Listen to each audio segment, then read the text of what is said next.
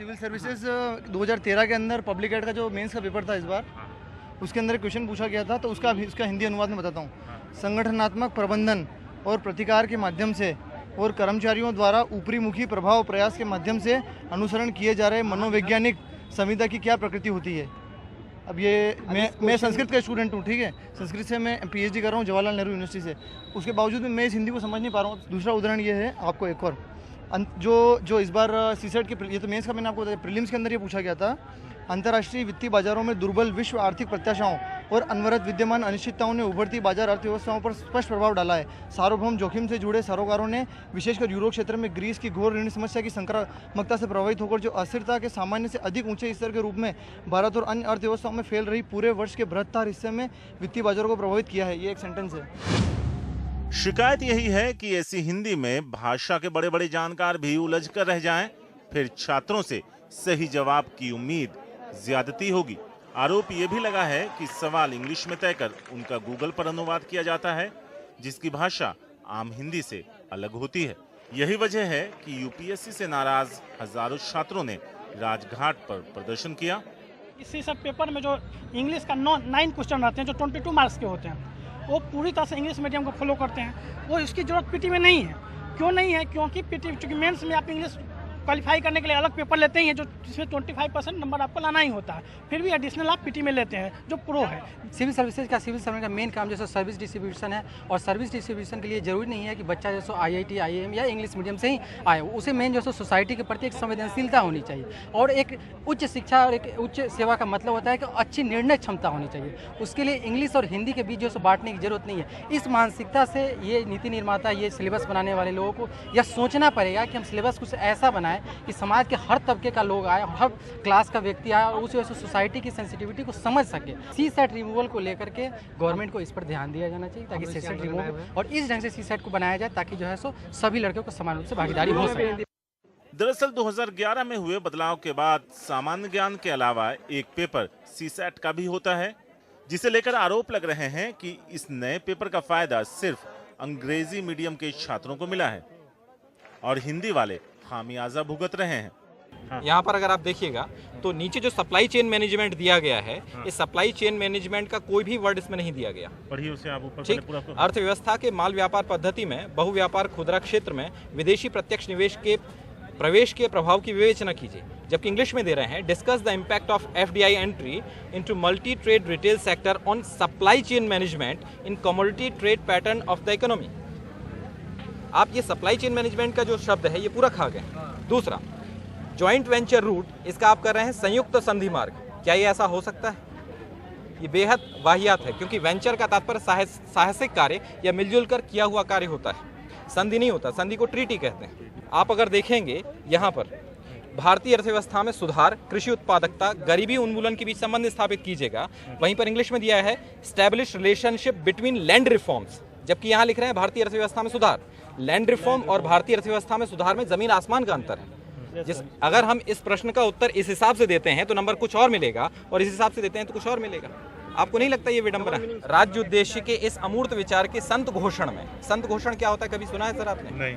आप किसी हिंदी से वाले, आप किसी हिंदी के विद्वान से भी पूछिएगा कि संत घोषण क्या है, आपको नहीं बता पाएगा। आप ऐसी अगर माशाअल्लाह अनुवाद करेंगे, आपको क्या लगता है आपकी मंशा है हिंदी माध्यम के या अन्य भारतीय माध्यम के लोगों को चुनने की? साफ तौर पर गूगल जैसा अनुवाद है। अगर यही होना है तो आपने राजभाषा जो विभाग उसमें क्यों लोगों को भर रखा? अनुवाद विभाग, आप कह सकते हैं कि अनुवाद विभाग ठीक ढंग से काम नहीं कर रहा, तो इसकी जिम्मेदारी यूपीएससी की बनती है सर। और तीसरी जो समस्या आती है वो ये आती है कि इंटरव्यू के स्तर पर भी प्रत्यक्ष या परोक्ष रूप से दबाव डाला जाता है कि आप इंग्लिश में दीजिएगा। जवाब क्यों दीजिएगा सर? जब हम अन्य माध्यम से आए हैं तो हमसे अपेक्षा कीजिए अन्य माध्यम में। अगर आपको नहीं समझ में आता है, आप अपने पास ट्रांसलेटर रखिए। अगर आंकड़ों पर नजर डालें तो बदलाव से पहले हिंदी में मुख्य परीक्षा देने वाले 45% प्रतियोगी हुआ करते थे, जिनकी भागीदारी सीसेट लागू होने के बाद करीब 15% पर सिमट गई है। तकनीकी बैकग्राउंड से मुख्य परीक्षा देने वालों की संख्या करीब 2750 हुआ करती थी, जो अब बढ़कर 5700 के करीब पहुंच गई है। यानी कुल मिलाकर हिंदी माध्यम के छात्रों को जबरदस्त झटका लगा है, जबकि आईआईटी जैसी संस्थाओं के छात्रों को जोरदार उछाल मिला है।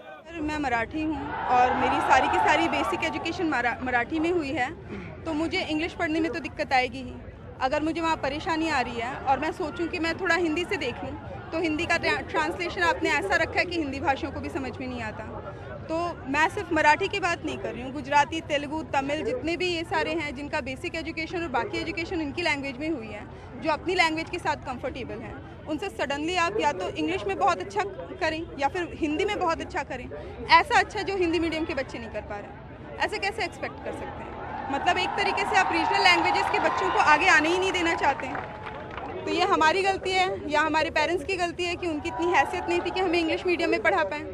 आपका अगर एक क्वेश्चन गलत होता है तो आपके वो 2.5 नंबर जाते हैं और 1/3 जो आपने सही किए उसमें से जाते हैं। ऐसे में आप दूसरे इंग्लिश मीडियम के बच्चे से तकरीबन 3-3.5 नंबर से पीछे रहते हैं, और ये 3-3.5 नंबर आप प्री क्वालिफाई करते हैं नहीं करते हैं, मेंस क्वालिफाई करते हैं नहीं करते हैं। इनफैक्ट आपका जब ये इंटरव्यू के रिजल्ट आते हैं तो ये 2-3 नंबर इतने मायने रखते हैं कि आपको क्या पोस्ट मिलेगी, आप सेलेक्टेड है नहीं है, इस पर डिपेंड करता है।